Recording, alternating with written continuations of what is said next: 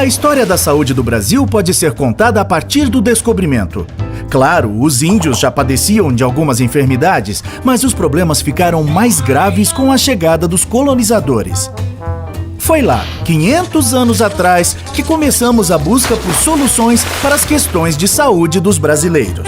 Terra vista!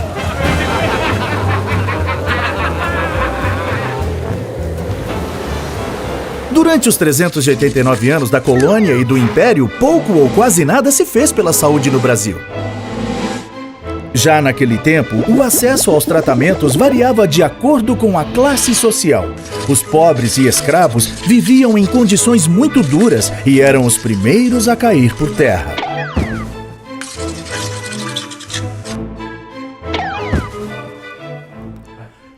Já os nobres e os colonos brancos com posses tinham acesso aos médicos e remédios da época, e assim, maiores chances de enfrentar as doenças e a morte. Para a maior parte da população, a opção eram as Santas Casas de Misericórdia, implantadas pelos religiosos. Mas os hospitais viviam na pobreza e, na maioria das vezes, os tratamentos não iam além da canja de galinha e da caridade. Os doentes recorriam aos curandeiros ou similares. Na época, os grandes conhecedores das terapias de cura e do poder das ervas medicinais brasileiras.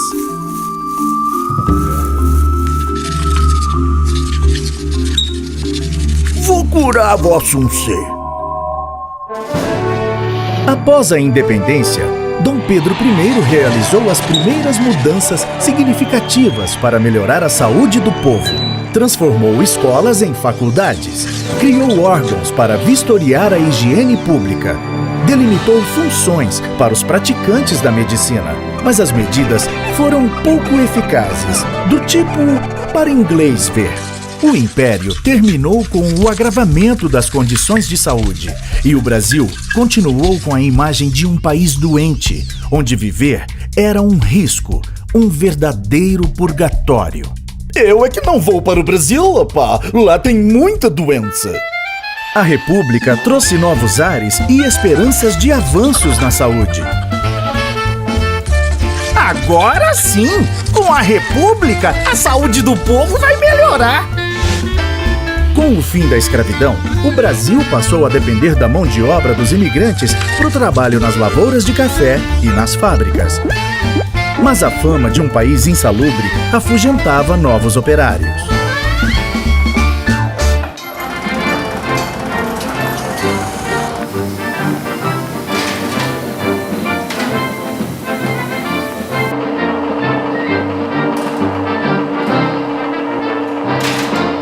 O período de 1900 a 1920 foi marcado por reformas urbanas e sanitárias, principalmente nas grandes cidades, áreas portuárias e no Rio de Janeiro, então capital da República. Apesar disso, o Brasil seguia refém dos problemas sanitários e das epidemias. Pois é que mesmo, ando chovendo, depois para pato, na minha gaita, vou tocando, rato. As mudanças propostas por muitos eram contrárias aos interesses políticos e econômicos daquele tempo. No entanto, o crescimento do país dependia de uma população saudável e com capacidade produtiva. Os sanitaristas comandaram este período realizando campanhas de saúde.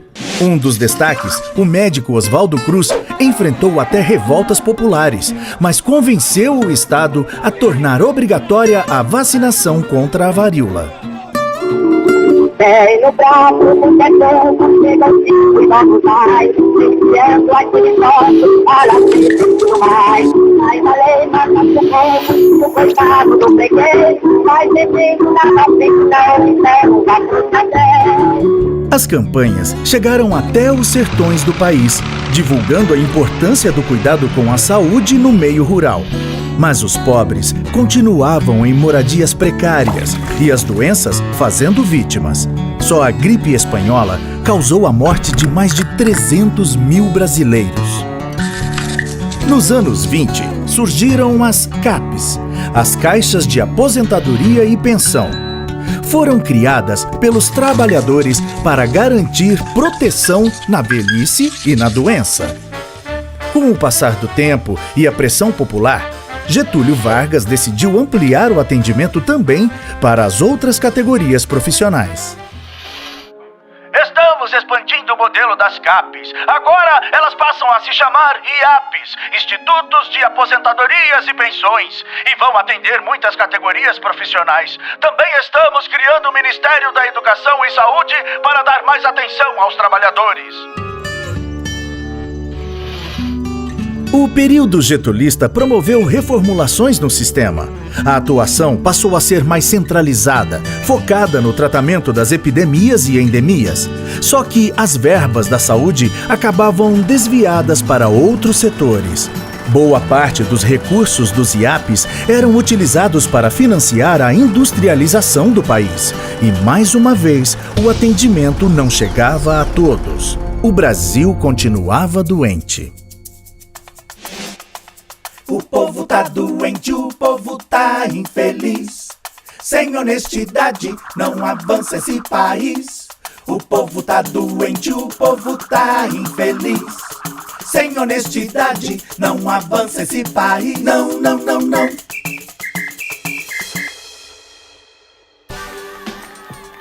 A Constituição de 1934 proporcionou aos trabalhadores novos direitos, como a assistência médica e a licença gestante. Até que em 1943 veio a CLT, Consolidação das Leis do Trabalho, que além dos benefícios à saúde, criou o salário mínimo e outras garantias trabalhistas. Com a Segunda Guerra, o mundo paralisou perplexo diante de Adolf Hitler. Regulären Soldaten geschossen. Seit 5:45 wird jetzt zurückgeschossen. Und von jetzt ab wird Bombe mit Bombe vergolten. No Brasil, o desafio era levar mais saúde ao povo brasileiro. Em 1953, foi criado o Ministério da Saúde, que se ocupava principalmente das políticas de atendimento nas zonas rurais, enquanto que nas cidades, o acesso à saúde era privilégio dos trabalhadores com carteira assinada.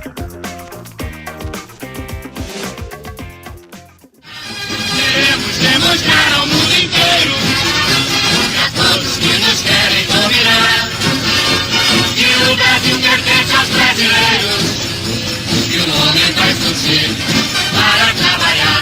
Brasil, vamos para as urnas, povo democrata, gente varonil, Juscelino, Juscelino, Juscelino, para presidente do Brasil.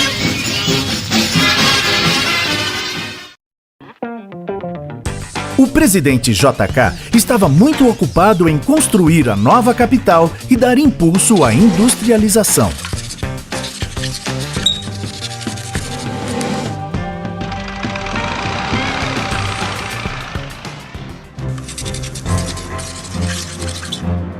Atenção Brasil! Atenção Brasil! Atenção Minas Gerais! As tropas do 2º Exército, sob o comando do general Cruel, já sitiaram o estado da Guanabara. Veio a ditadura e os governos militares focaram os investimentos na segurança e no desenvolvimento. Mais uma vez, a saúde sofreu com a redução das verbas e doenças como a dengue, meningite e malária se intensificaram. Diante das epidemias e do aumento da mortalidade infantil, o governo foi atrás de soluções. Em 1966, nasceu o INPS, com a missão de unificar todos os órgãos previdenciários que vinham funcionando desde 1930 e, claro, melhorar o atendimento médico. A atenção primária cada vez mais era vista como responsabilidade dos municípios e os casos complexos ficavam a cargo dos governos estaduais e federal. Nos anos 70, o FAS, um fundo composto por recursos da loteria esportiva, destinava parte do dinheiro para a saúde. Acho que isso é uma zebra. Mesmo assim, No auge do milagre econômico brasileiro, as verbas para a saúde representavam apenas 1% do orçamento geral da União. A piora nos serviços públicos deu força para o crescimento dos grupos privados e os brasileiros entraram na roda viva dos planos de saúde. Saúde virou sinônimo de mercadoria. A 8ª Conferência Nacional de Saúde, em 86, ampliou os conceitos de saúde pública no Brasil e propôs mudanças baseadas no direito universal à saúde com melhores condições de vida. A forte presença de organismos internacionais também abriu os olhos da sociedade para o valor de ações de saneamento, medicina preventiva, descentralização dos serviços e participação nas decisões. Um relatório produzido durante a 8ª Conferência foi tão importante que serviu de base para a elaboração do capítulo de saúde da Constituição de 88 e para a criação do SUS, Sistema Único de Saúde.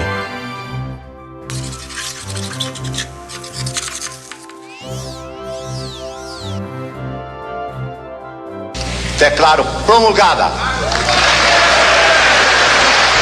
o documento da liberdade, da dignidade, da democracia, da justiça social no Brasil.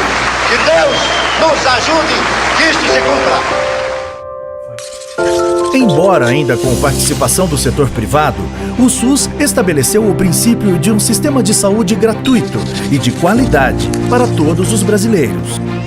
Vários programas importantes, como o PSF, Saúde da Família, o Profai, de Formação em Enfermagem, e as RET-SUS, Escolas Técnicas Profissionalizantes, foram criados nessa época e até hoje contribuem para a qualificação e humanização do atendimento.